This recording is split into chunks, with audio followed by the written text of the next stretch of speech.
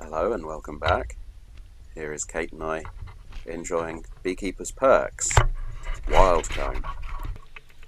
And you'll see that this is where that wild comb came from. A little bit of comb that the bees have made where they shouldn't.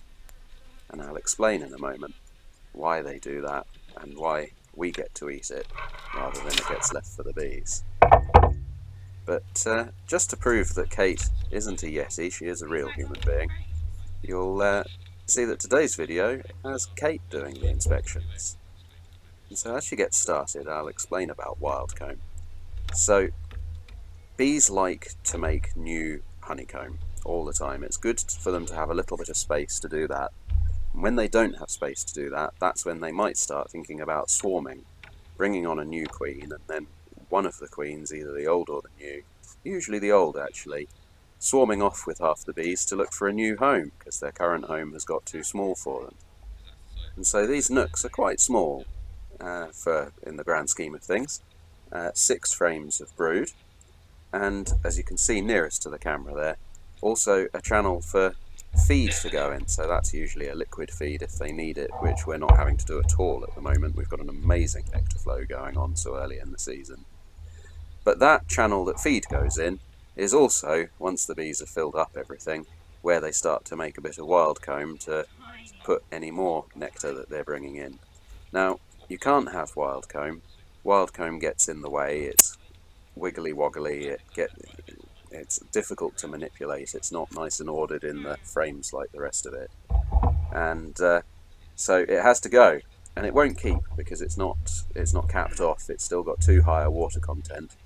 And so really it has to be eaten. So whenever we've got a little bit of wild comb, Kate and I will have as much as our fill is, which to be honest we can't eat that much honey in one sitting, and so we usually find a willing passerby to sample it, as well as we did with actually that bit.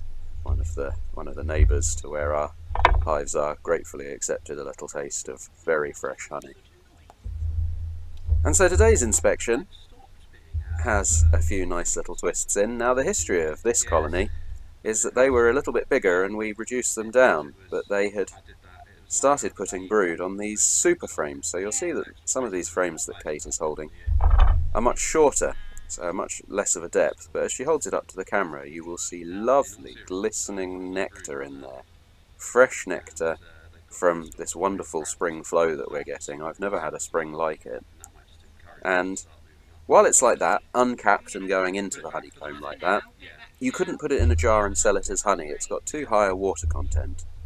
It needs the bees to evaporate the water off. Now, I'm going to do a second video in a couple of days, which will show how we know that they do that. So we have a tool at home, a refractometer, that actually scientifically measures the water content, but the bees know without anything fancy like that. And when they have evaporated off enough water, got it down below 19% or so, they'll put a capping of wax over the top. And so in the video that I'll put out in a couple of days, we've got some lovely footage of them in the process of doing that with some of this spring early flow of honey.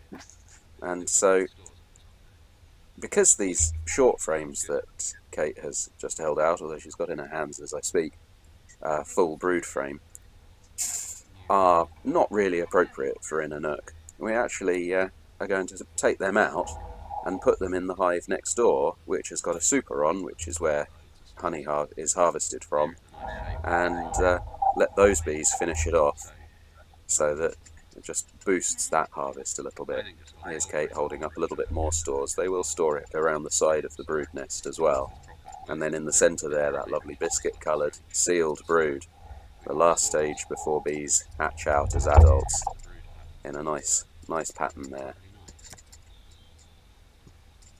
And you'll see how some in amongst that have already hatched out, and that's what the voids are there. That's not a problem, that is in the process of hatching. And the bees will clean those cells up, and the queen will put a new egg in that fairly quickly. Now this hive's still only on 2 and a bit frames, so 2 full frames and a little bit on a third one of brood, which is something that we monitor, and we check that the amount of brood frames grows each week. If there's a problem with that, that might indicate a wider problem if they're a bit slow to expand. And so I'd anticipate this colony probably needs about 3 more weeks to fill this, as they're in good health and we've got fantastic conditions this spring. For us, fantastic conditions are really normal conditions. That's what we want. We want just a normal year. That's what the bees like as well. So the sharp-eyed amongst you will see that this too is a short super frame with a lot of wild comb underneath it. So the whole bottom half of that is honeycomb that the bees have made themselves. There's the queen. She's marked, as this whole colony was a gift from my mother, who does like to mark her queens.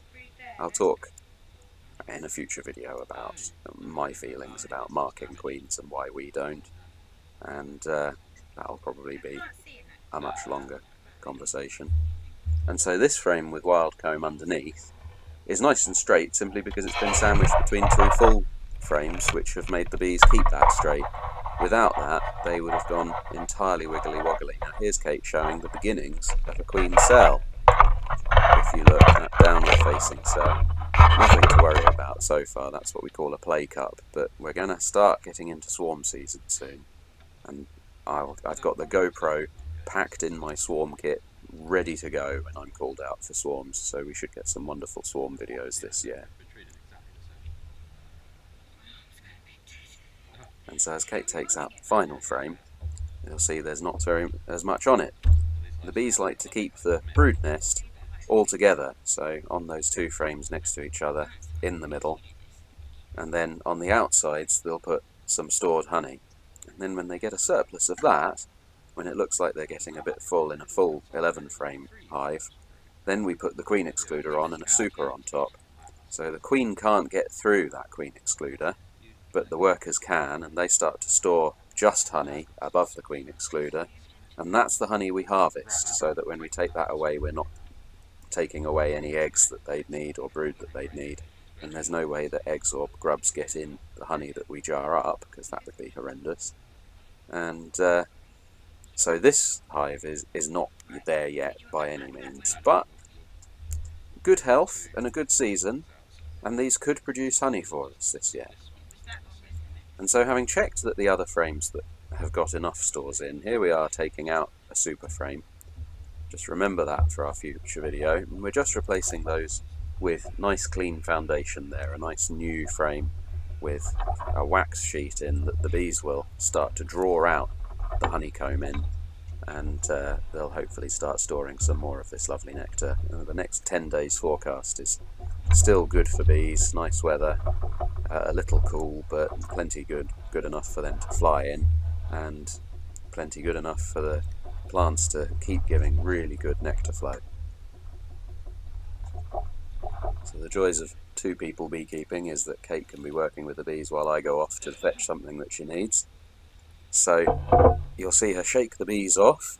Now this shaking action she does keeping the frame up vertical.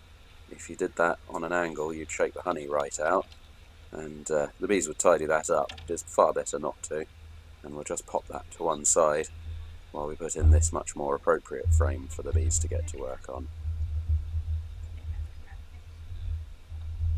And so the final thing before we close up is to put a treatment in of hive clean, which is, if you remember I've talked about in previous videos, is to kill this varroa mite that's a terrible thing and damages the hives and weakens the bees and makes them vulnerable to other diseases. And so we treat every week for 3 weeks in much the same way that you treat fleas if you have a pet, and you look to kill all the adult mites, but it's very difficult to kill the eggs and larval stages of the mites, so you have to come back when they've hatched out and get another treatment in and hit them again in tune with their reproductive cycle to really knock back their numbers. And so we'll be back treating them next week for the 3rd and final one, and that should see us well set up for the rest of the season. And so that rounds off this video. Do like and comment, we really enjoy that. The likes help the channel immensely. Coming and talking to us, chatting to us about bees. The channel is so small, I read all the comments because we are just getting started, and when you drop me a comment I squeal with excitement. And do also subscribe.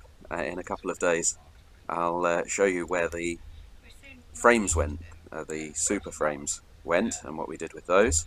And of course, links to our Facebook and our selling webpage will be in the doobly-doo down below the video. Thank you very much.